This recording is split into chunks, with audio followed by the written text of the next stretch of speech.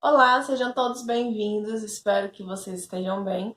Meu nome é Alice, eu sou estudante de pedagogia e hoje eu vim falar um pouquinho sobre o tema que nos lançaram, né?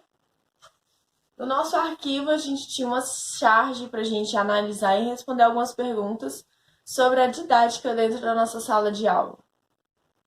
E a primeira pergunta é que como eu agiria se meus alunos me apresentassem um comportamento de interesse devido ao tema que eu lançasse, né? Primeiro que se meus alunos demonstrassem o interesse que aqueles alunos mostraram, a primeira coisa que eu faria, como eu abordaria, era instigar e incentivar eles de acordo com o interesse que eles tiveram.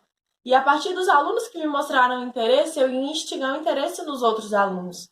Perguntaria como é que foi a experiência, o que que eles sabiam a respeito, o que que eles teriam dúvidas ou que eles não sabiam, ou curiosidade que às vezes eu, como professora, não traria como conteúdo. E se de primeira eu jogo e eles me voltam com aquele.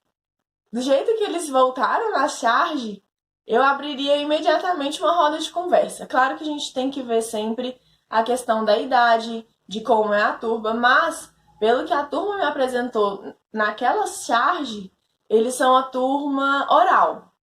Uma turma que gosta de falar, de conversar, de expor. Então, esse acho que seria o meu ponto principal para eu aplicar qualquer tipo de matéria naquela turma. Quais atividades eu usaria? Se a minha turma mostrasse o interesse que eles mostraram, isso me mostraria que eles são uma turma dinâmica, uma turma que eles gostam de externalizar. Então, eu usaria dessa questão, eu usaria atividades mais lúdicas, mais concretas, como assim? Às vezes um jogo, imagens, vídeos, é, fóruns dentre eles, sabe? Exploraria essa questão do conversar. Que eu acho que quando você conversa com o outro, principalmente com outro aluno, que geralmente eles têm mais cumplicidade, mais intimidade, acho que a gama de conteúdo que eles possam aprender, que eles possam desenvolver é muito maior do que quando eles conversam com o professor. Eu entraria ali como a sementinha, mostraria como é que é o conteúdo e deixaria que eles disseminassem a partir deles.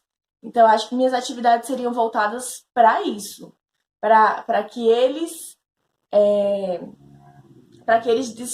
disseminem o conteúdo entre eles e eu chegasse como, então, galera, é isso mesmo, ou galera, não é assim.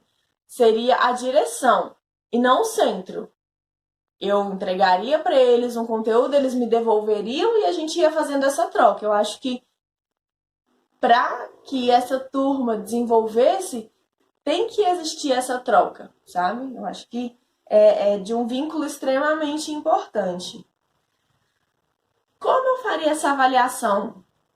Eu sou daquelas que faria a avaliação já no início. No início como? Na verdade, não somente no início. Início, durante e depois. Observando. Minha turma, ela não aprende só, eu não avalio só ela numa prova. Minha turma, eu avalio ela na questão do interesse, na questão do que eles me trazem. Então, assim, a avaliação seria a partir do momento que eu trouxe o conteúdo. Independente se o meu aluno sabe ou não. Claro que ao final de todo o conteúdo, dependendo da turma de idade, por exemplo, se fosse uma turma ali de ensino médio, ou então uma turma, vamos colocar aí, quinto ano, pediria uma apresentação exposta, se a turma fosse adepta e se sentisse confortável. Ou então abriria novamente um círculo e a gente ia debater sobre o tema e nesse debate, nesse compartilhamento de ideias,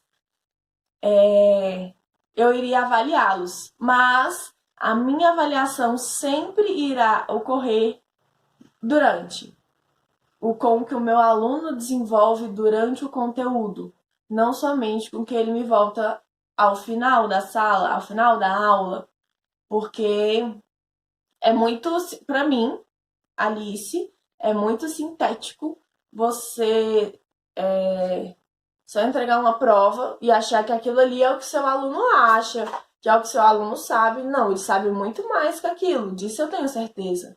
A experiência de vida dele me conta bastante coisa, me traz bastante coisa. Então, a minha avaliação seria, no aspecto geral, dessa forma. E essa eu fiquei meio assim. Quais conselhos eu daria para mim mesma? Para eu ter mais dinamismo e ao decorrer da didática, né? Eu acho que a primeira coisa de tudo é para e olha para a sua turma. Você não é nada, você não é um professor se você não tem uma turma. Então, acho que primeiro a gente tem que respeitar a nossa turma, independente de como ela aprende.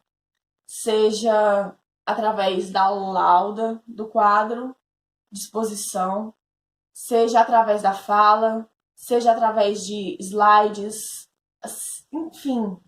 Você tem que primeiro respeitar como sua turma aprende. Se você não respeita isso dos seus alunos, que são seus principais